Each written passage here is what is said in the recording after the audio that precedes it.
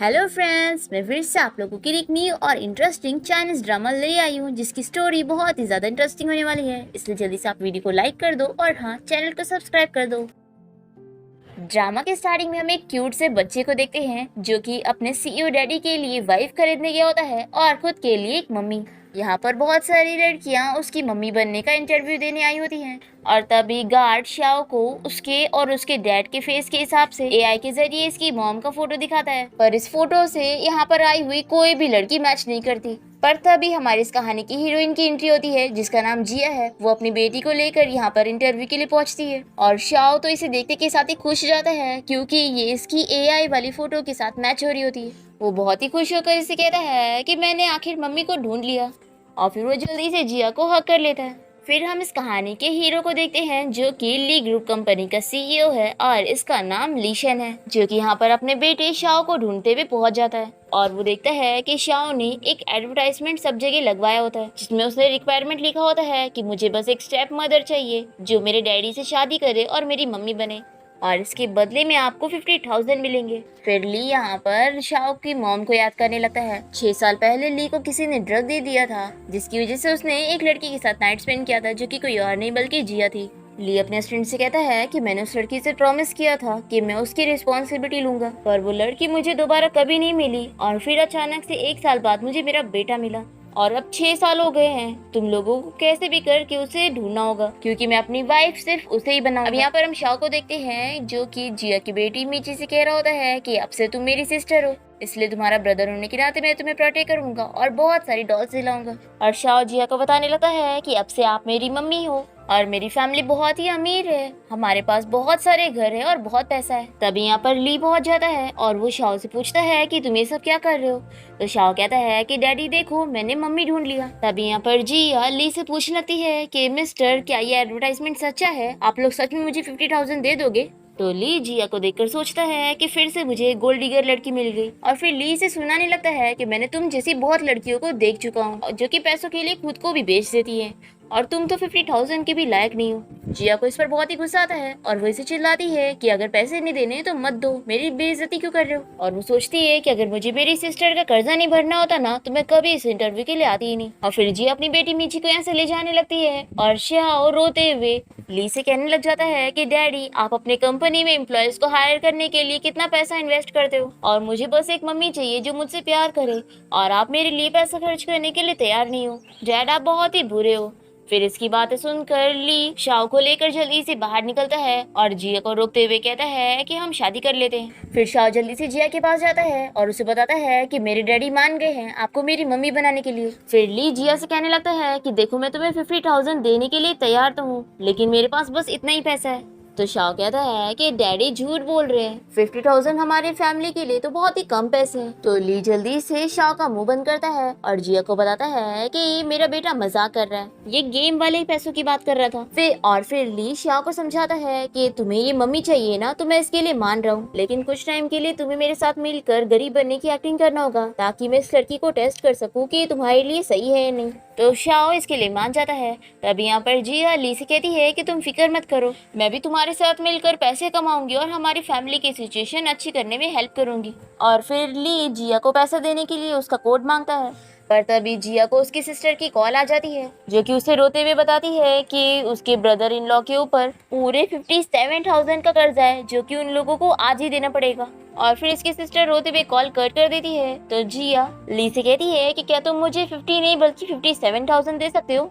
Sorry मैं जानती हूँ कि मैं तुमसे एक्स्ट्रा पैसे मांग रही हूँ लेकिन प्लीज मेरी हेल्प कर दो। पर जिया की बातें सुनकर तो ली को लग रहा होता है कि ये बस इससे पैसे लूटने के लिए एक्टिंग कर रही है। फिर शाओ ली से कहता है कि डैडी सिर्फ 57,000 ही तो है, इतने सौ पैसों के लिए आप इतने कंजूस क्यों बन रहे हो। तो मीची से कहती है कि ब्रदर इतने सारे पैसों को तुम सिर्फ 57,000 कैसे कह सकते हो। तो शाओ कहता है कि 57,000 से ज्यादा तो मेरी पॉकेट मनी होती है। तो ली जिया से कहता है कि शाओ को नॉवेल्स पढ़ने का बहुत ही शौक है इसलिए ये सब मजाक कर रहा है, तुम इसकी बातों पर बिलीव मत करना। और फिर वो जिया से कहता है कि ठीक है मैं तुम्हें 57,000 दे रहा हूँ लेकिन तुम भी अपना प्रॉमिस पूरा करना और मेरे बच्चे को अच्छे से ट्रीट करना। फिर पैसे मिलते ही जिया तो बहुत ही खुश हो जाती है और ली से कहती है कि थैंक यू, तुम अब फिक्र मत करो, मैं तुम्हारे बच्चे की और भी अच्छे से केयर करूंगी। फिर ली से पूछता है कि क्या तुम अपनी आईडी लेकर आई हो, हम दोनों अपना मैरिज सर्टिफिकेट लेने चलेंगे। तो जिया सुन के शौक हो जाती है और फिर दोनों जाकर अपना मैरिज सर्टिफिकेट लेकर कोर्ट से बाहर निकलते हैं। तभी यहाँ पर शौक कहता है कि मम्मी डैडी, अब तो आप लोगों की शादी भी हो गई है, तो भी आप लोग एक दूसरे से इतना शर्मा क्यों रहे हो। और फिर शाओ और मीची दोनों ही मिलकर इन लोगों को चीयर करने लगते हैं कि दोनों किस करे। तभी जिया अपनी बेटी मीची को समझाती है कि मस्ती मत करो। तभी दोनों बच्चे मिलकर इशारों इशारों में प्लान बनाते हैं। मीची यहाँ पर एक्टिंग करती है कि मम्मी नीचे बैठो, मुझे आपसे कुछ बात करनी है। फिर शाओ भी कहता है कि डैडी आप भी नीचे बैठो, मुझे भी आपसे कुछ बात करनी है। और ऐसा बोलकर ये दोनों जिया और ली को एक दूसरे के नजदीक कर देते हैं और ऐसा करके इन लोगों को बहुत ही मजा आ रहा होता है। फिर ली इन दोनों से कहता है कि तुम लोग जब तक जाकर आइसक्रीम खरीदो तब तक मुझे तुम्हारी मॉम से कुछ बात करनी है। और फिर शाओ मीची से कहता है कि हमें मम्मी डैडी को बात करने देना चाहिए और वो जल्दी से उसे लेकर चला जाता है। फिर यहाँ पर ली जिया से कहता है कि अब हमें एक दूसरे को फॉर्मली इंट्रोड्यूस करना चाहिए। और फिर ये जिया को बताने लगता है कि मेरा नाम ली है और मैं रेंट वाले घर में रहता हूँ, मेरे पास कार नहीं है और मैं एक महीने में 5,000 कमाता हूँ। फिर जिया भी इसे अपने बारे में बताती है कि मेरे पास ना घर है ना कार है और मैं महीने में 8,000 कमाती हूँ, जो कि तुमसे बस थोड़ा ही ज्यादा है। तो चलो अब से हम एक काम करेंगे कि तुम जो भी महीने में कमाओगे उसमें से अपना पर्सनल खर्चा निकाल कर तुम बाकी सारे पैसे मुझे दे देना। ये सुनकर ली सोचता है कि ये लड़की मेरे थोड़े से पैसे का नाम सुनकर भी उसमें से भी लूटना चाहती है, कितनी लालची है ये। फिर जिया से कहती है कि तुम फिक्र मत करो, हम दोनों मिलकर फ्यूचर के लिए पैसे जमा करेंगे। और फिर ली जिया को बताता है कि मैं थोड़ी देर बाद तुम्हें घर का एड्रेस सेंड कर दूंगा। तो जिया कहती है कि ठीक है, फिर अब मैं घर जाती हूँ और अपनी बेटी और अपना लगेज पैक करके तुम्हारे घर पहुँचती हूँ। फिर जिया के यहाँ से जाते ही ली अपने असिस्टेंट को कॉल करके एक छोटे से घर का अरेंजमेंट करने के लिए कहता है और साथ ही उसमें बहुत ही पुराने फर्नीचर डालने का भी कह देता है। और फिर नेक्स्ट सीन हम देखते हैं कि ली जिया को लेकर घर आ जाता है। जिया अच्छे से घर को देखकर कहती है कि इस घर को देखकर ऐसा लग रहा है कि यहाँ पर कोई रहता ही नहीं था। तो ली से बताता है कि मैं अक्सर काम में बहुत ही बिजी रहता था, तो घर आने का मुझे टाइम ही नहीं मिलता था। तो जिया कहती है कि फिर अब तुम फिक्र मत करो, अब से मैं यहाँ पर आ गई हूँ ना, तो हमारी फैमिली पूरी कंप्लीट हो गई है, तो मैं जाकर तुम लोग के लिए कुकिंग करती हूँ, तुम लोग यहाँ पे वेट करो। फिर मीची बताने लगती है कि मेरी मम्मी बहुत ही अच्छा खाना बनाती है। तो शाओ कहता है कि क्या मेरे शेफ से भी ज्यादा अच्छा।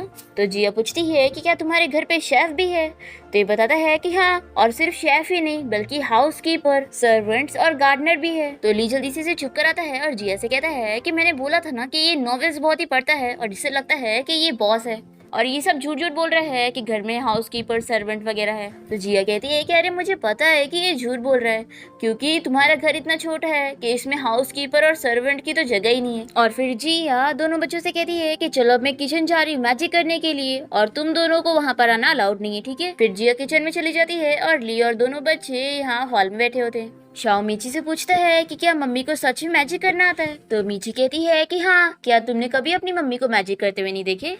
तो शाओ बताता है कि मैंने तो कभी अपनी मम्मी को ही नहीं देखा और मेरे डैड तो इतने बुद्धू हैं, इन्हें सिर्फ कंपनी में काम करने के अलावा कुछ नहीं आता। तो मीची इसे बताती है कि मैंने भी कभी अपने डैडी को नहीं देखी और मम्मी ने मुझे बताया कि उन्हें भी नहीं पता कि मेरे डैडी कौन है। तो ये सुनकर ली सोचता है कि इस लड़की को ये नहीं पता कि इसके बच्चे का डैडी कौन है, फिर तो इस लड़की की प्राइवेट लाइफ सच में एक मैस होगी। और फिर ली तुरंत ही अपने असिस्टेंट को मैसेज करके उसे जिया की पूरी बैकग्राउंड इन्फॉर्मेशन निकालने का कहता है। तभी शाओ कहने लगता है कि डैडी क्या आप बहुत ही बुद्धू हो, मम्मी वहाँ किचन में कुकिंग कर रही है और आप क्या यहाँ बैठ कर बस खाने का वेट कर रहे हो। फिर ली कहता है कि मुझे तो अब ऐसा लगने लगा है कि वो तुम्हारी असली मम्मी है और मैं तुम्हारा स्टेप फादर हूँ। और फिर इन बच्चों की बातें सुनकर ली किचन में चला जाता है और जिया से कहता है कि क्या मैं तुम्हारी कोई हेल्प करूँ। तो जिया से कहती है कि नहीं, इसकी जरूरत नहीं है, तुम बाहर जाके वेट करो, मैं अभी खाना लेकर आती हूँ। तो ली कहता है कि नहीं, मैं तुम्हारी हेल्प कर देता हूँ क्योंकि बच्चे मुझे खाली नहीं बैठने देंगे। तो ये सुनकर जिया हंसती है और इसे कहती है कि ठीक है, फिर तुम ये वेजिटेबल्स काटने में मेरी हेल्प कर दो। पर ली को तो वेजिटेबल्स कट करना बिल्कुल नहीं आ रहा होता है, तो जिया इसे सिखाती है कि कैसे कट करना है। पर फिर जब ली खुद कट करने की कोशिश करता है तो ये गलती से अपनी उंगली कट कर लेता है। तभी जिया ये देखकर इसकी बहुत ही फिक्र करने लगती है। फिर इसके बाद जिया खाना सर्व करती है और शाओ को जिया का बनाया हुआ खाना बहुत ही पसंद आता है और वो कहता है कि मम्मी आपने सच में बहुत ही टेस्टी खाना बनाया। तो मीची कहती है कि मैंने बोली थी ना कि मेरी मम्मी को मैजिक करना आता है। फिर हम देखते हैं कि डिनर के बाद जिया सारे बर्तन धुल रही होती है और ली से देखते हुए सोचता है कि मुझे ये लड़की गोल्ड डिगर नहीं लगती है। तभी इतने में असिस्टेंट ली को जिया की बैकग्राउंड इन्फॉर्मेशन भेज देता है कि जिया का 6 साल पहले एक्सीडेंट हुआ था और तभी उसको बेटी हुई थी, लेकिन जिया के हस्बैंड के बारे में कुछ पता नहीं चल रहा है। फिर ये इन्फॉर्मेशन देखने के बाद ये सोचता है कि मैंने सही अंदाजा लगाया था कि इस लड़की की प्राइवेट लाइफ बिल्कुल भी सही नहीं है। और फिर ली जिया को समझाने लगता है कि देखो, मैं जानता हूँ कि तुमने कोई मकसद से मुझसे शादी करी हो, लेकिन तुम इतना याद रखना कि लीगली अब तुम मेरी वाइफ हो, इसलिए जब तक हम दोनों रिलेशन में हैं तब तक तुम ऐसा कोई काम मत करना कि मेरा नाम खराब हो। तो जिया सोचती है कि क्या इसे मेरे पास्ट के बारे में पता चल गया। फिर जिया अपना डिलीवरी टाइम याद करने लगती है कि डॉक्टर ने इसे बताई थी कि इसके ट्विंस हुए हैं। और फिर बाद में जिया को उसके सिस्टर और उसके ब्रदर इन लॉ ने बताए थे कि उसे सिर्फ बेटी हुई है। अब ये सब याद करने के बाद जिया ली से कहती है कि तुमने जो बोला मैं उसे हमेशा याद रखूंगी, और अब तुम मुझे परेशान मत करो, मुझे जॉब के लिए जाना है। ऐसा बोलकर ये जल्दी से घर से निकल के चली जाती है। और ली को बहुत ही गुस्सा आ रहा होता है कि ये लड़की फिर से कोई नाइट वाली जॉब के लिए जा रही है। अब तभी इतने में ली को किसी क्लाइंट का कॉल आता है और वो इसे क्लब में बुला रहा होता है। दूसरी तरफ हम जिया को देखते हैं जो कि क्लब जाकर वेट्रेस की जॉब कर रही होती है। तभी यहाँ पर कुछ आदमी जिया को परेशान करने लगते हैं और ये जिया को ड्रिंक करने के लिए कहते हैं। जिया नहीं मानती तो ये सभी जिया को पकड़ के उसे हैरेस करने की कोशिश करने वाले होते हैं। पर तभी यहाँ पर ली पहुंच जाता है और ये इन लोगों को जिया को परेशान करता हुआ देखकर सभी से फाइट करता है और इन लोगों को चिल्लाता है कि तुम लोग की हिम्मत कैसे हुई मेरी वाइफ को टच करने की। फिर ये सभी ली से डर के उसे माफी मांगते हैं कि प्रेसिडेंटली हमें माफ कर दो। ये सुनकर जिया शॉक होती है और ली से पूछती है कि ये लोग तुम्हें प्रेसिडेंट कह रहे हैं। तो ली कहता है कि बिल्कुल भी नहीं। और फिर वो इन सभी से फाइट करने के बाद जिया को दिखाने के लिए एक्टिंग करता है और सभी से कहता है कि तुम लोगों ने मेरी वाइफ को परेशान करे हो ना, मैं इस बारे में प्रेसिडेंट ली को बता दूंगा और फिर तुम लोगों में से कोई भी नहीं बचेगा। ऐसा बोलकर ये जिया को उठा लेता है। जिया से कहती है कि आखिर ये सब क्या चल रहा है। तो ली कहता है कि तुम इन सब की फिक्र मत करो, मैं सब हैंडल कर लूंगा। और फिर ली जिया को घर ले आता है और ये बहुत ही ज्यादा ड्रंक होती है और तभी गलती से दोनों एक दूसरे के ऊपर गिर जाते हैं और इन लोग की एक्सीडेंटली किस हो जाती है। फिर ये जिया को उसके रूम में लेटा देता है और इसे देखते हुए इसे किस याद आ रही होती है। तो ये सोचता है कि आखिर मैं इस लड़की के बारे में ऐसा कैसे सोच सकता हूँ। तभी जिया की नींद खुल जाती है और वो ली को देखते हुए वही 6 साल पहले वाली नाइट याद करने लगती है और वो याद करती है कि उसने उस दिन उसके जैकेट पे उसका नाम पढ़ी थी और वो कहती है कि तुम्हारा नाम क्या है, क्या तुम वही हो। तो ये सुनते के साथ ही ली से दूर कर देता है और सोचता है कि पता नहीं अपने इतने सारे एक्स बॉयफ्रेंड में से इसने किसे मुझे समझ ली होगी। और फिर ली दरवाजा खोलकर बाहर जाने की कोशिश कर रहा होता है पर बच्चों ने बाहर से दरवाजा लॉक कर दिए थे, इसलिए इसके पास ऑप्शन नहीं बचता और ये यहीं जमीन में नीचे लेट जाता है। तभी यहाँ पर जिया सोते हुए बार बार नीचे की तरफ आने को कर रही होती है। तो ली इसे ऊपर करता है और सोचता है कि अगर ये गिर गई ना तो मैं इसे कैच नहीं करूंगा। और फिर नेक्स्ट मॉर्निंग हम देखते हैं कि दोनों बच्चे रूम खोल के इन दोनों को चेक करने आए होते हैं और ये देखकर बड़ी खुश हो जाते हैं कि ये दोनों जन साथ में नीचे सो रहे हैं। अब तभी इतने में जिया और ली दोनों की नींद खुल जाती है और जिया इसे कह रही है कि आखिर तुम मेरे रूम में क्या कर रहे हो। तो ली कहता है कि देखो मैं जमीन में सो रहा था और तुम ऊपर, और तुम खुद अपनी जगह छोड़कर मेरे पास आ गई। फिर जिया याद करती है कि कल रात वो बेड पर से नीचे गिर गई थी और वो ली के ऊपर मजे में सो रही थी। ये याद आने के बाद भी जिया एक्टिंग करती है और ली से कहती है कि मुझे कल रात का कुछ याद नहीं आ रहा। और फिर नेक्स्ट सीन में हम देखते हैं कि जिया मिची को स्कूल से लेने गई होती है। मिची को अपसेट देखकर वो उसे पूछती है कि तुम्हें क्या हुआ है। तो मिची बताती है कि आज मैंने स्कूल में अपने सभी फ्रेंड्स को बता दी कि मेरे पास भी अब डैडी है, पर उन लोगों को मेरी बातों पर बिलीव ही नहीं हो रहा था और वो लोग कह रहे थे कि मैं झूठ बोल रही हूँ। तो मम्मी, क्या मैं नेक्स्ट पेरेंट्स मीटिंग के लिए डैडी को स्कूल ला सकती हूँ ताकि मैं अपने आप को सच्चा प्रूफ कर सकूँ। जिया इसके लिए मान जाती है और कहती है कि मुझे यकीन है कि डैडी भी हाँ ही बोलेंगे। और तभी हम देखते हैं कि शाओ को असिस्टेंट स्कूल से लेने आया होता है और ये देखकर जिया गलत समझ लेती है और वो असिस्टेंट को चिल्लाने लगती है कि तुम कौन हो और मेरे बच्चे को चुरा कर कहाँ लेके जा रहे हो।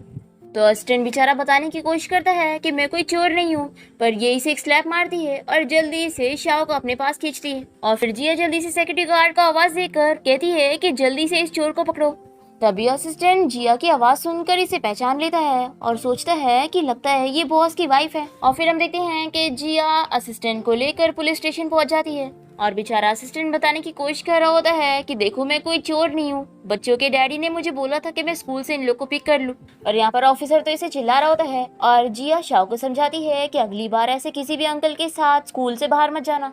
तभी असिस्टेंट शाओ से कहने लगता है कि तुम इनसे सच क्यों नहीं बता रहे हो। तो शाओ सोचता है कि डैडी ने मुझसे प्रॉमिस करवाया था कि हमें गरीब बनने की एक्टिंग करनी है, तो मैं मम्मी को कुछ नहीं बता सकता। तभी जिया असिस्टेंट को चिल्लाती है कि तुम तो चुप ही बैठो, बच्चे को धमकी देने की कोशिश कर रहे हो। अब तभी यहाँ पर ली पहुंच जाता है और असिस्टेंट इसे देखकर खुश हो जाता है और कहता है कि प्रेसिडेंट फाइनली आप यहाँ पर आ ही गए। तो जिया शॉक होकर कहती है कि प्रेसिडेंट, और फिर ली असिस्टेंट को बताता है कि प्रेसिडेंट को कुछ काम पड़ गया तो उन्होंने मुझे भेज दिए। तो अस्टन भी इसके साथ मिलकर एक्टिंग करता है और कहता है कि कोई बात नहीं, प्रेसिडेंट नहीं आए तो क्या हुआ, तुम तो आ गए, आखिर ये तुम्हारे बच्चे हैं। और फिर ली यहाँ पर जिया को झूठ झूठ सब कुछ बता देता है कि एक्चुअल में मैं प्रेसिडेंट का ड्राइवर हूँ और ये प्रेसिडेंट का असिस्टेंट है और मैंने ही इससे हेल्प लिया था और बोला था कि वो मेरे बच्चों को स्कूल से पिक कर दे। फिर जिया जल्दी से असिस्टेंट से माफी मांगती है और कहती है कि प्लीज मेरे हस्बैंड को ब्लेम मत करना, मुझे इस बारे में पता नहीं था। और फिर जिया स्टैन से पूछने लगती है कि क्या मैंने तुम्हें बहुत ज्यादा जोर से मारी और तुम्हें दुख रहा है। तो ली कहता है कि अरे बिल्कुल भी नहीं, तुम इतनी हल्की फुल्की हो, तुमने कहाँ इतना जोर से मारी होंगी। फिर अस्टिन भी कहता है कि हाँ मुझे बिल्कुल दर्द नहीं हो रहा है। फिर इसकी रस्सी खोल दी जाती है और अस्टिन यहाँ से चला जाता है। और फिर जिया ली से कहती है कि सॉरी मैंने तुम्हारे लिए प्रॉब्लम क्रिएट कर दी। तो ली कहता है कि कोई बात नहीं, वैसे भी तुम बच्चों की फिक्र कर रही थी। फिर जिया जल्दी से शाओ को चेक करने लग जाती है कि कहीं उसे कोई चोट तो नहीं आई। और तभी वो शाओ के हाथ में एक बर्थ मार्क देखकर सोचती है कि इसके पास मेरी बेटी मीची की तरह ही सेम बर्थ मार्क कैसे है। फिर जिया याद करती है कि नर्स ने इसे बताई थी कि इसके ट्विंस हुए हैं और दोनों को ही सेम बर्थ मार्क है। और फिर जिया जल्दी से ली से पूछने लगे कि शाओ की मम्मी कौन है और वो कहाँ पर है। तो ली से बताता है कि इसकी मम्मी और मैं बहुत टाइम पहले ही सेपरेट हो गए। फिर जिया खुद को समझाने लगती है कि आखिर मैं ऐसा कैसे सोच सकती हूँ कि शाओ मेरा बेटा है। और फिर हम देखते हैं कि ली बाहर आकर अपने असिस्टेंट से कहता है कि आज जो तुम्हारी हालत हुई है इसके लिए मैं कंपेंसेशन के तौर पे तुम्हें एक्स्ट्रा बोनस दूंगा, तो आज ही कंपनी जाकर 1 लाख ले लेना। तो असिस्टेंट तो बड़ा खुश हो जाता है कि मुझे एक स्लैब में 1 लाख मिल रहा है, काश मैं थोड़े और स्लैब खा लेता। और फिर ली अपने असिस्टेंट से कहता है कि वैसे अब तुम मीची के स्कूल जाकर उसे पुराने स्कूल से निकलवा दो। जिया बाहर आती है तो ली से कहता है कि मैं सोच रहा था कि हम दोनों बच्चों को सेम स्कूल में भेजते हैं, तो मैं मीची का एडमिशन शाओ के स्कूल में ही करवा दूंगा। तो जिया खुश हो जाती है और कहती है कि ठीक है, फिर अब से मैं दोनों बच्चों को रोज स्कूल ले जाया करूंगी और लाया भी मैं ही करूंगी। लेकिन फिर जिया कहती है कि वैसे शाओ जिस स्कूल में पढ़ता है वो बहुत ही एक्सपेंसिव है, तो आखिर मेरी मीची का एडमिशन वहाँ पर कैसे होगा। तो ली से कहता है कि उसकी तुम फिक्र मत करो, मेरे बॉस है ना, वो इजीली मीची का भी एडमिशन करवा देंगे। तो जिया कहती है कि तुम्हारे बॉस तो कितने ज्यादा अच्छे हैं। तो ली कहता है कि तभी तो मैं इतने सालों से उनका ड्राइवर हूँ। और फिर जिया फिर से ली को थैंक यू बोल रही होती है, तो वो ये कहता है कि थैंक यू की कोई जरूरत नहीं है, अब से हम फैमिली है। और फिर नेक्स्ट दिन देखते हैं कि जिया अपनी बेटी मीची को लेकर उसकी क्लास टीचर से मिलवाती है। और फिर यहाँ पर एक बच्चा मीची को उसकी क्लास तक छोड़ने जाता है और जिया यहाँ पर उसकी टीचर को एप्लीकेशन फॉर्म दे रही होती है। पर जैसे ही टीचर एप्लीकेशन फॉर्म में जिया की मंथली इनकम देखती है तो वो जिया की बेइज्जती करने लगती है कि तुम जैसी गरीब फैमिली हमारे स्कूल में कैसे आ गए, तुम्हें पता भी है यहाँ पर अमीर बच्चे पढ़ते हैं और तुम जैसे लोगों के बच्चे को यहाँ नहीं पढ़ना चाहिए। तो जिया भी इसे चिल्लाती है कि तुम मेरे बारे में कि तुम मेरी ऐसी बेइज्जती नहीं कर सकती। तभी यहाँ पर जिया के पुरानी क्लासमेट वानिंग आ जाती है और ये जिया को देखकर इसे पूछने लगती है कि तुम यहाँ पर क्या कर रही हो, क्या तुम स्कूल में क्लीनिंग लेडी का काम करने आई हो। तो टीचर इसे पूछती है कि क्या आप इस गरीब लड़की को जानती हो, ये यहाँ पर अपने बच्चे का एडमिशन करवाने आई है। तो ये सुनकर वानिंग गुस्सा होने लगती है और जिया से पूछती है कि आखिर तुम्हें स्कूल में एडमिशन मिला कैसे, कहीं ऐसा तो नहीं कि तुम किसी रिच पर्सन की नैनी बन गई और तुम्हारा हस्बैंड वहाँ पे ड्राइवर होगा, इसलिए तुम्हारी बच्ची को यहाँ पर एडमिशन मिल पाया होगा। और फिर ये एप्लीकेशन मांगकर जिया और ली की मंथली इनकम देखकर जिया से कहती है कि अच्छा तो तुम्हारा हस्बैंड सच में ड्राइवर है। और फिर ये जिया से कहती है कि अब जाके मुझे पता लग रहा है कि तुम्हें यहाँ पर एडमिशन कैसे मिला। फिर जिया इसे चिल्लाकर अपनी बेटी को लेकर बाहर चली जाती है और तभी ये वार्निंग अपने बेटे को समझाती है कि तुम उस गरीब बच्ची के साथ क्यों घूम रहे थे, देखो उससे बात भी मत करना, वो बहुत ही गरीब लड़की है। तो इसका बेटा कहता है कि ऐसी बात है तो मॉम मैं उस गरीब के साथ कभी दोस्ती नहीं करूंगा, मुझे पहले पता होता तो मैं उसे कभी स्कूल दिखाने नहीं जाता। फिर हम देखते हैं कि मीची को स्कूल में छोड़ने के बाद जिया बाहर आ जाती है और वो सोचती है कि पता नहीं मीची यहाँ पर अच्छे से पढ़ भी पाएगी कि नहीं। फिर हम देखते हैं जिया को किसी कंपनी से कॉल आती है इंटरव्यू के लिए। फिर हम देखते हैं कि मीची के एग्जाम में बहुत ही अच्छे मार्क्स आए होते हैं और सभी स्टूडेंट इसकी तारीफ कर रहे होते हैं। तभी सब देखकर वानिंग के बेटे लैन को बहुत ही ज्यादा जलन होती है और वो सभी के सामने मीची के ऊपर इल्जाम लगाने लगता है कि तुमने जरूर चीटिंग करी होगी तभी तुम्हें अच्छे मार्क्स आए, नहीं तो तुम जैसे गरीब लोग को कभी अच्छे मार्क्स नहीं आ सकते। फिर सभी स्टूडेंट भी इसी की साइड लेने लगते हैं और मीची रोने लग जाती है और कहती है कि मैंने कोई चीटिंग नहीं की। तभी मीची को प्रोटेक्ट करने यहाँ क्लास में शाओ आ जाता है और कहता है कि कौन है जो मेरी बहन को रुला रहा है। तो ये लड़का इन दोनों की मजाक उड़ाने लगता है कि एक के पास मम्मी नहीं है और एक के पास डैडी नहीं है, तुम दोनों सच में एक बहुत ही अच्छे मैच हो। तो शाओ से चिल्लाता है कि तुम मेरी बहन को परेशान मत करो, नहीं तो मैं तुम्हें अच्छा मजा चखाऊंगा। तो कहता है कि तुम दोनों मुझसे फाइट कर ही नहीं सकते। तो शाओ और मीची मिलकर प्लान बनाते हैं और इसे पकड़कर इसके फेस पे कलर से ड्राइंग कर देते हैं। तभी टीचर यहाँ पर आ जाती है और वो ये सब झगड़ा देखने के बाद भी वानिंग के बेटे लैन की साइड लेती है और वो शाओ और मिची दोनों को चिल्लाती है और कहती है कि रुको, मैं तुम्हारे पेरेंट्स को कॉल करके बुलाती हूँ। फिर टीचर के जाने के बाद लैन इन लोग से कहता है कि मैंने कहा था ना कि मुझसे पंगा लेना तुम लोग को भारी पड़ेगा। फिर नेक्स्ट सीन में हम यहाँ ली को देखते हैं जो कि कंपनी में होता है और वो अपनी इंपॉर्टेंट मीटिंग के लिए जा रहा होता है और तभी इसे शाओ की टीचर का कॉल आता है और वो इसे तुरंत स्कूल आने का कहती है। फिर यहाँ हम देखते हैं कि वानिंग स्कूल पहुंचकर अपने बेटे लैन की साइड लेते हुए शाओ और मिची को चिल्लाने लगती है और इन लोगों को ढकेल रही होती है। तभी यहाँ पर ली पहुंच जाता है और वो इसे चिल्लाता है कि तुम मेरे बच्चों को कैसे ट्रीट कर रही हो। तो वानिंग टीचर से कहती है कि यहाँ पर कैसे कैसे लोग घुस आते हैं, आखिर आप लोग ऐसे गरीब लोगों को स्कूल में कैसे ले रहे हो। तो टीचर ली को चिल्लाती है कि तुम कौन हो, यहाँ से जाओ। तो ली बताता है कि मैं शाओ और मिची का डैड हूँ। तो टीचर बताने लगती है कि मिची ने एक तो चीटिंग करी और शाओ और इसने दोनों ने मिलकर लैन को मारे। तो शाओ जल्दी से ली को बताता है कि डैड ऐसा बिल्कुल भी नहीं है, मेरी सिस्टर ने चीटिंग नहीं करी है, बल्कि इसके तो पूरे 100 मार्क्स आए और लैन इस पर झूठा चीटिंग का इल्जाम लगा रहा था और इसने इसका एग्जाम पेपर भी फाड़ दिया और हम दोनों के बारे में बहुत बुराई किया कि हमारे पास डैड और मॉम नहीं है। फिर वानिंग ली को चिल्लाने लगती है कि तुम इन बच्चों के डैड हो ना, तो अभी इसी वक्त मेरे बेटे और मुझसे माफी मांगो। तो ली कहता है कि तुम हो कौन जो मुझसे माफी मंगवाओगी। तो वानिंग कहती है कि तुम बहुत ही गरीब हो, मैं जानती हूँ, तुम उस जिया के गरीब ड्राइवर हस्बैंड हो ना। और ये ली के सामने जिया की बहुत ही बुराई करने लगती है। तो ली को बहुत ही गुस्सा आता है और ये इसे स्लैप मार के कहता है कि दोबारा मेरी वाइफ की बुराई मत करना। तो ये कहती है कि तुम्हारी हिम्मत कैसी है मुझे मारने की, तुम्हें पता भी है मेरा हस्बैंड कौन है, वो ली ग्रुप कंपनी में काम करता है। तो ली कहता है कि कितना बड़ा कोइंसिडेंस है, मैं भी उसी कंपनी में काम करता हूँ। और फिर यहाँ पर वानी का हस्बैंड भी पहुंच जाता है और ये ली को चिल्लाने लगता है और कहता है कि रुको, मैं इतने बड़े कंपनी में काम करता हूँ, इसलिए मैं तुम्हारे बच्चे को यहाँ से निकलवा सकता हूँ। तो ली कहता है कि ये तो मुझे कहना चाहिए था। और फिर ये अपने असिस्टेंट को कॉल करके यहाँ पे बुलवाता है और इसे कंपनी से फायर करवा देता है। और फिर ये प्रिंसिपल से कहता है कि मुझे ऐसे फैमिली के बच्चे स्कूल में पढ़ते हुए नहीं दिखने चाहिए। और ली इस टीचर को भी यहाँ से फायर करवा देता है जो कि इन लोग की इतनी बेइज्जती कर रही थी। दूसरी तरफ जिया कंपनी में होती है और इसका इंटरव्यू बहुत ही अच्छा जाता है और इसे यहाँ पे जॉब मिल जाती है। तभी जिया को ली की कॉल आती है कि दोनों बच्चे बेहोश हो गए हैं और वो उन्हें लेकर हॉस्पिटल गया है। जिया बहुत ही घबरा जाती है और जल्दी से हॉस्पिटल पहुंचती है। डॉक्टर इन लोगों को बताता है कि दोनों बच्चे शॉक की वजह से बेहोश हुए और ऐसा हमेशा ट्विंस में होता है।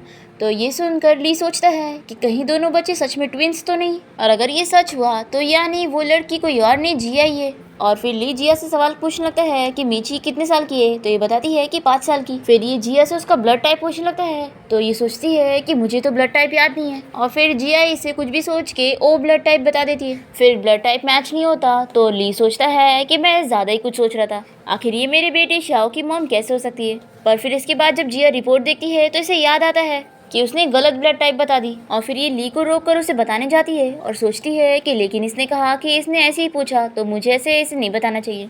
फिर हम देखते हैं कि ली यहाँ पर बच्चों की केयर करने के लिए हॉस्पिटल में रुका होता है और जिया कुछ खाने के लिए लेकर आती है और वो देखती है कि ली यहाँ पर सो रहा होता है और तभी वो गिरने लगती है। तो ली इसे गिरने से बचाता है और फिर जिया इसे खाना निकाल के देती है और कहती है कि तुम खा लो। और फिर तब तक के लिए जिया अपना काम करने लगती है और फिर वो इसे भी दिखाती है कि क्या मेरा ये प्लान एकदम सही है। तो ये इसे इसकी थोड़ी बहुत मिस्टेक वगैरह बताता है। तो जिया पूछती है कि आखिर तुम्हें इस बारे में इतनी नॉलेज कैसे, तुम तो बस एक ड्राइवर हो ना। तो यहाँ पर ली कुछ कह ही नहीं पाता। फिर घर आने के बाद वो बहाना सोचकर इसे बताता है कि वैसे तो मैं बस ड्राइवर की जॉब करता हूँ, पर मेरे बॉस ने कहा कि मुझे बाकी चीजें भी आनी चाहिए, तो इसलिए मैंने प्रोजेक्ट प्लानिंग वगैरह भी सीख लिया था। तो जिया कहती है कि तुम्हारे बॉस तो सच में बहुत ही औसम है। अब तभी ली जिया से पूछता है कि वैसे तुम इतनी सारी छोटी डिटेल वाली इन्फॉर्मेशन मोबाइल में क्यों पढ़ रही हो, लैपटॉप क्यों नहीं ले लेती।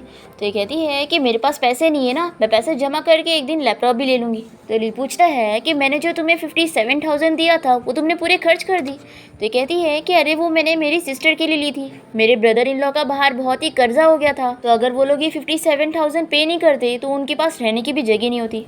तो ली कहता है कि तुम्हारी सिस्टर तो फिर तो बहुत ही ख़राब है जो तुम्हें पैसों के लिए परेशान कर रही है। तो जिया कहती है कि तुम मेरी सिस्टर की बुराई मत करो, वो बहुत ही अच्छी है, मेरी सिस्टर के अलावा मेरा कोई और नहीं है और उन्होंने मेरा बचपन से बहुत ही ख्याल रखी है। और अब तुम मेरी फिक्र बिल्कुल मत करो, जब से तुम और शाओ मुझे मिल गए हो तो मेरे पास अब सब कुछ है और मैं तो तुमसे मिलकर ही बहुत ही ज़्यादा लकी फील करती हूँ। तो ली कहता है कि वैसे कल मैं जाकर बच्चों को हॉस्पिटल से डिस्चार्ज करवा लूंगा, तुम कंपनी में काम करने जाना। तो जिया इसे गुड नाइट बोलकर अपने रूम में चली जाती है। फिर नेक्स्ट डे हम देखते हैं कि जिया अपनी कंपनी जाने के लिए बहुत ही लेट हो रही होती है और यहाँ पर ली इसे भागते हुए जाते देखता है और अपने असिस्टेंट से कहता है कि एचआर से कह दो कि अगर ये लेट भी हो गई तो आज वो किसी भी एम्प्लॉयज़ का अटेंडेंस काउंट ना करे। तो असिस्टेंट पूछता है कि बॉस क्या आप इस लड़की को पसंद करते हैं।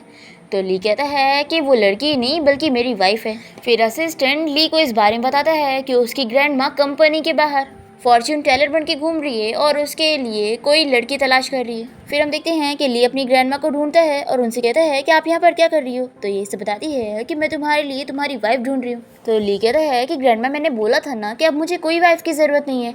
तो ग्रैंड माँ कहती है कि क्या तुमने पहली शादी कर ली हो। तो ये सोचता है कि अभी मैं ग्रैंड माँ को जिया के बारे में नहीं बता सकता हूँ, नहीं तो अगर ये जिया से मिल लेंगी तो जिया को पता लग जाएगा कि मैं कोई गरीब नहीं हूँ। फिर ली कहता है कि ग्रैंडमा आप तो जानती है ना कि मैं काम में इतना बिजी रहता हूँ कि मुझे शादी वगैरह के चक्कर में नहीं पड़ना है। तो ग्रैंडमा कहती है कि फिर तुम मुझे परेशान मत करो और जाओ अपना काम करो, मैं तुम्हारे लिए वाइफ ढूंढ के रहूंगी, क्योंकि अगर तुम्हें वाइफ नहीं मिलेगी तो मुझे मेरा ग्रेट ग्रैंडसन कैसे मिलेगा। अब तभी असिस्टेंट यहाँ पर ली को आके बताता है कि उसे इंपॉर्टेंट मीटिंग के लिए जाना पड़ेगा। फिर ली को यहाँ से जाना पड़ता है और तभी यहाँ पर ग्रैंडमा के पास वैन नाम की लड़की आती है और वो ग्रैंडमा से अपना फॉर्च्यून पूछ लेती है। तो ग्रैंडमा इसे बताती है कि तुम्हारी कभी भी एक अमीर फैमिली में शादी नहीं हो पाएगी। तो ये पूछने लगती है कि मैं ऐसा क्या करूँ कि मेरी एक रिच फैमिली में शादी हो जाए। तो ग्रैंडमा इसे कहती है कि सबकी अपनी अपनी किस्मत होती है और तुम अपनी किस्मत को नहीं बदल सकती। तो ये पैसे देने लगती है और कहती है कि मैं चाहती हूँ कि मेरी रिच फैमिली में शादी हो, तो आप बताओ मैं क्या करूँ। ग्रैंडमा इसे पैसे नहीं लेती और कहती है कि तुम्हारी किस्मत नहीं बदल सकती। तो वैन को बहुत ही गुस्सा आता है और ये ग्रैंडमा को चिल्लाते हुए कहती है कि जरूर तुम कोई झूठी होंगी और ये ग्रैंडमा का टेबल भी तोड़ने लग जाती है। तभी यहाँ पर जिया लेट होते हुए कंपनी के सामने पहुँचती है और ये सब देखकर वो जल्दी से ग्रैंडमा से पूछती है कि आप ठीक तो है। तो वैन जिया और ग्रैंडमा दोनों की बेइज्जती करने लगती है कि अच्छा तो तुम दोनों मिले हुए और मुझसे पैसा लूटना चाहते थे। जिया इसे पूछती है कि क्या तुम मुझे जानती हो। तो ये वैन बताती है कि हाँ, तुम्हें कौन नहीं जानता, तुम्हारे ब्रदर इन लॉ ने हमसे काफी ज्यादा पैसे उधार ले चुका है। तो जिया कहती है कि अच्छा तो तुम मेरी ब्रदर इन लॉ की रिलेटिव हो। और फिर जिया वैन से कहती है कि तुमने ग्रैंडमा को मारने की कोशिश की हो, अभी इनसे माफी मांगो। अब तभी ग्रैंडमा को तो जिया काफी ज्यादा पसंद आ जाती है और ये इसे अपनी ग्रैंड डॉटर इन लॉ बनाने का सोच लेती है। तभी यहाँ पर ली ने अपने गार्ड को उसकी ग्रैंडमा को यहाँ पर लेने के लिए भेजा होता है। ग्रैंडमा इसे स्लो से कहती है कि मेरी आइडेंटिटी रिवील मत करना, अभी मेरी ग्रैंड डॉटर इन लॉ को मेरे बारे में नहीं पता है तो ये मुझसे डर जाएगी। फिर मैनेजर यहाँ पर ग्रैंडमा की साइड लेते हुए वैन को चिल्लाता है। फिर तो वैन इसे अपना कार्ड दिखाती है और बताती है कि वो इस कंपनी की नई एम्प्लॉई है और फिर वो यहाँ से चली जाती है। फिर जिया ग्रैंडमा से बताती है कि मैं भी काम के लिए लेट हो रही हूँ तो मुझे जाना होगा। तो ग्रैंडमा इसे रोकती है और इसका बर्थ डेट पूछकर इसका फॉर्च्यून निकालने लगती है और सोचती है कि ये लड़की बहुत ही लकी है और मुझे इतनी अच्छी ग्रैंड डॉटर इन लॉ कहीं मिल ही नहीं सकती। और फिर ग्रैंडमा जिया से कहने लगती है कि क्यों ना तुम मेरी ग्रैंड डॉटर इन लॉ बन जाओ। तो जिया नहीं मानती और कहती है कि मेरी पहले से ही शादी हो चुकी है। तो ग्रैंडमा कहती है कि देखो तुम बहुत ही अच्छी लड़की हो और मुझे तुम बहुत ही पसंद आई हो और अभी तुम्हारी बातों से मुझे पता चला था कि तुम्हें पैसों की कमी है, तो क्यों ना तुम अपने हस्बैंड को डिवोर्स दे दो और मेरे ग्रैंडसन से शादी कर लो, इसके बदले में मैं तुम्हें 5 मिलियन दूंगी। तो जिया कहती है कि ग्रैंडमा मुझे पैसे नहीं चाहिए, मैं अपने हस्बैंड से बहुत ही खुश हूँ और अभी मैं अपने काम के लिए लेट हो रही हूँ तो मुझे जाना होगा। तो ग्रैंडमा कहती है कि अच्छा ठीक है तुम जाओ, लेकिन ये लो अपना फ़ोन नंबर दे के जाना। फिर जिया के जाने के बाद ग्रैंडमा सोचती है कि ये लड़की बहुत ही अच्छी है, मैं इस लड़की को इसके हस्बैंड से डिवोर्स दिलवा कर इसी की शादी अपने ग्रैंडसन से करवाऊंगी। और फिर ग्रैंडमा ली को कॉल करके बता देती है कि मैंने तुम्हारे लिए एक अच्छी सी लड़की ढूंढ ली हूँ। फिर ली तो अपनी ग्रैंडमा को कुछ मना नहीं कर पाता है और फिर वो अपने असिस्टेंट से कहता है कि आज जिया कंपनी में काम करने आने वाली है तो तुम उसके लिए कंपनी में अरेंजमेंट करवा दो। फिर सभी एम्प्लॉयज को जब पता लगता है कि आज प्रेसिडेंट की वाइफ कंपनी में आने वाली है तो ये सभी उसका वेलकम करने के लिए खड़े हो जाते हैं। तभी जिया यहाँ पर आती है और इन लोगों को बताती है कि वो इस कंपनी की नई एम्प्लॉय है। तो इसके कपड़े देखकर ये लोग जज कर लेते हैं कि इतनी गरीब सी दिख रही है, ये सीईओ की वाइफ हो ही नहीं सकती। और फिर लोग इसे भी अपने साथ खड़ा कर देते हैं और बताते हैं कि सीईओ की वाइफ आने वाली है और हमें उसका वेलकम करना है। फिर यहाँ पर वैन को आधा देखकर ये लोग इसके महंगे कपड़े देखकर सोचते हैं कि जरूर यही सीईओ की वाइफ होगी और फिर ये सभी इसे सीईओ की वाइफ बोलते हुए इसका वेलकम करने लगते हैं।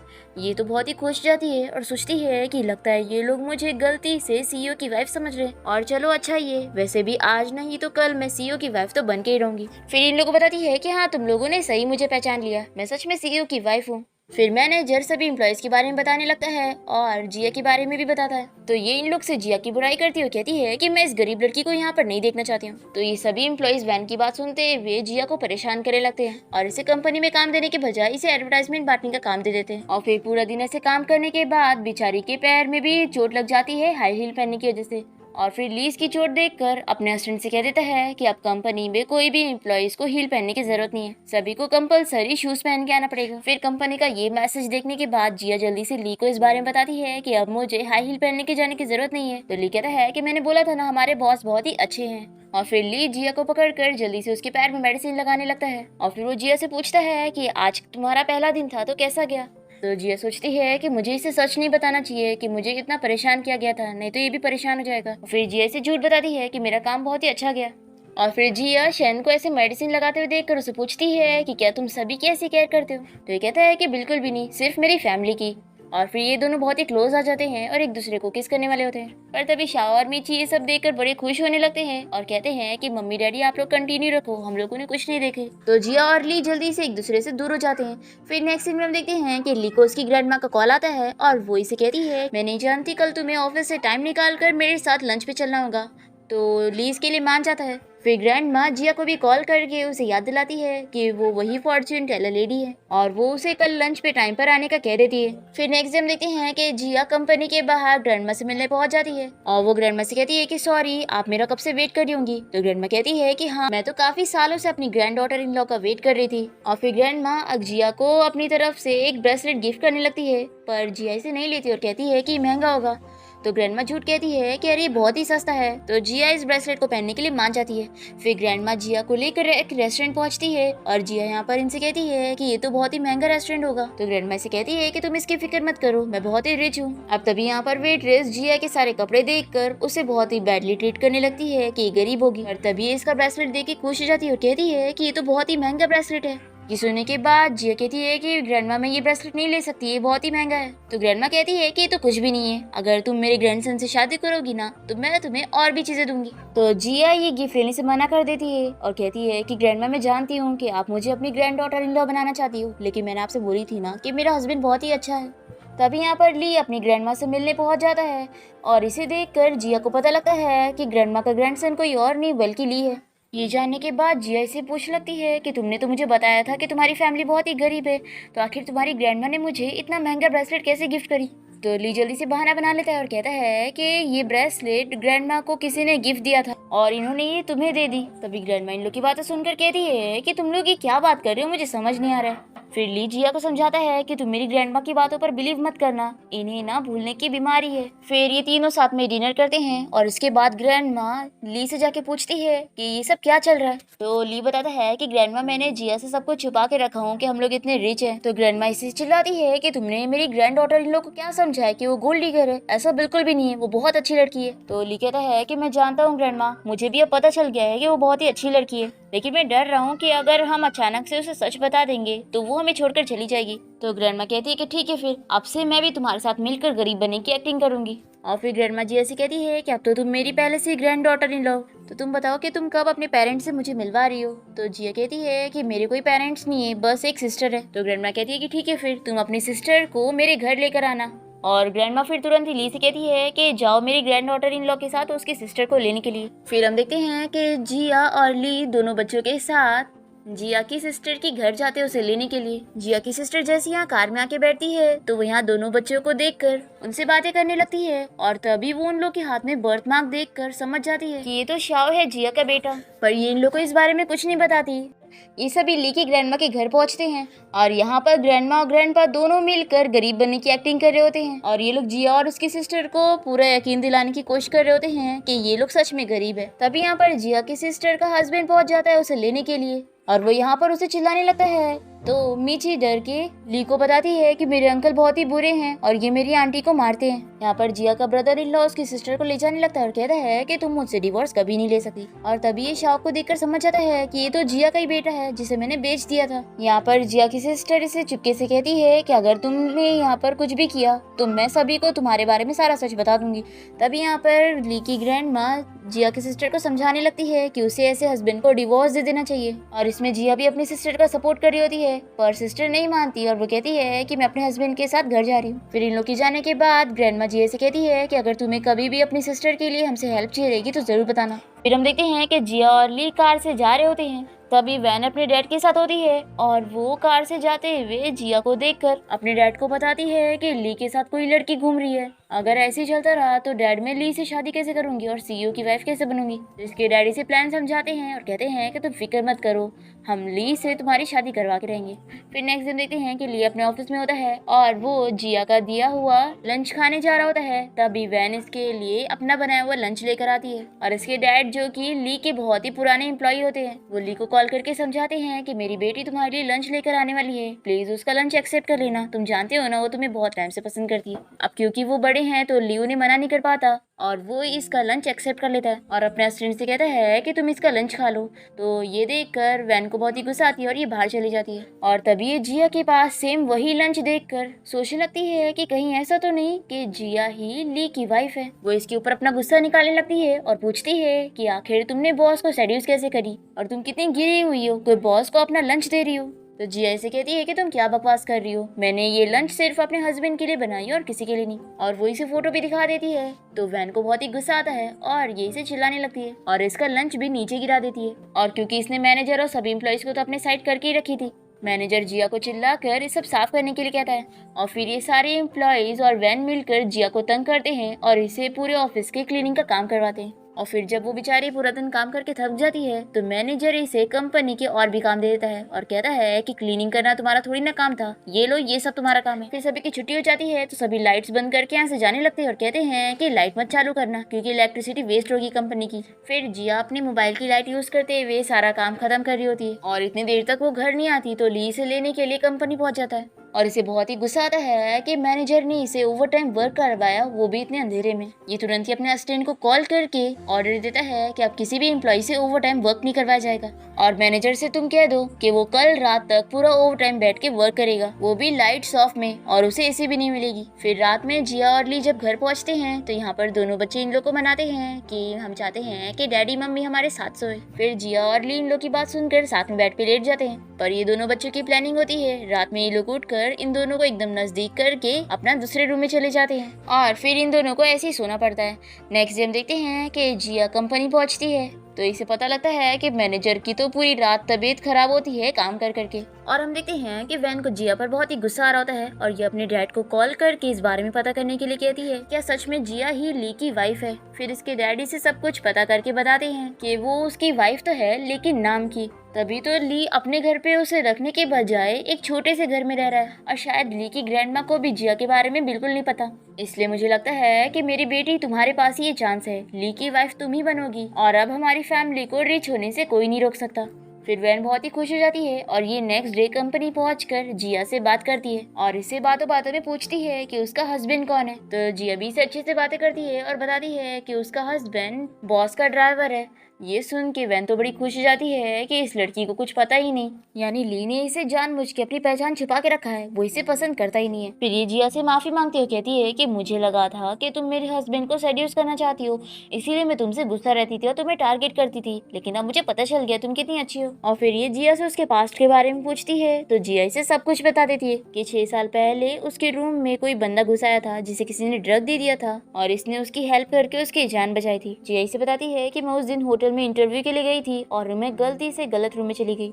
फिर इसकी सारी स्टोरी सुनने के बाद वैन समझ जाती है और वो सोचती है कि उसने अपने डैड के साथ मिलकर प्लान बनाई थी कि वो ली को ड्रग देकर जब उसके बच्चे की मॉम बन जाएगी तो वो उसे शादी जरूर करेगा, पर इसका प्लान फेल हो गया था क्योंकि ये गलत रूम में चली गई थी। फिर इसकी सारी स्टोरी सुनने के बाद ये इसका बाल ले लेती है और अपने डैड को कहकर डीएनए टेस्ट निकलवाती है और फिर इन लोगों का कंफर्म हो जाता है कि जिया ही वो लड़की है। फिर वैन और उसके डैड मिलकर प्लान बनाते हैं। वैन कहती है कि अब मैं जिया की जगह लूंगी और हमारी हेल्प करेगा उसका ब्रदर इन लॉ, क्योंकि उसी ने ही शाओ को बेचा था, तो हम बोलेंगे कि वो ली के सामने ये झूठ बोले कि वो मेरा बेटा है। तो इसके डैड कहते हैं कि तुम्हारा प्लान बहुत ही अच्छा है, मुझे लगता है कि अब हम लोग जरूर कामयाब होंगे। फिर हम देखते हैं कि ली यहाँ पर जिया के साथ घर पे होता है और तभी ली को वैन के डैड की कॉल आती है और वो तुरंत ही घर से बाहर जाता है। फिर हम देखते हैं कि ली यहाँ वैन और उसके डैड से मिलने पहुंचता है और यहाँ पर वैन के डैड अच्छे से एक्टिंग करते हुए ली को मजबूर करते हैं कि तुम्हें मेरी बेटी की जिम्मेदारी लेनी पड़ेगी। और ये लोग ली को यकीन दिलवाने के लिए यहाँ पर जिया के ब्रदर इन लॉ को बुलाकर झूठ बुलवा देते हैं। यहाँ पर वो झूठ कह देता है कि मुझे वैन और उसके डैड से पुरानी दुश्मनी थी, इसीलिए मैंने इसके बच्चे को पैदा होते ही बेच दिया था।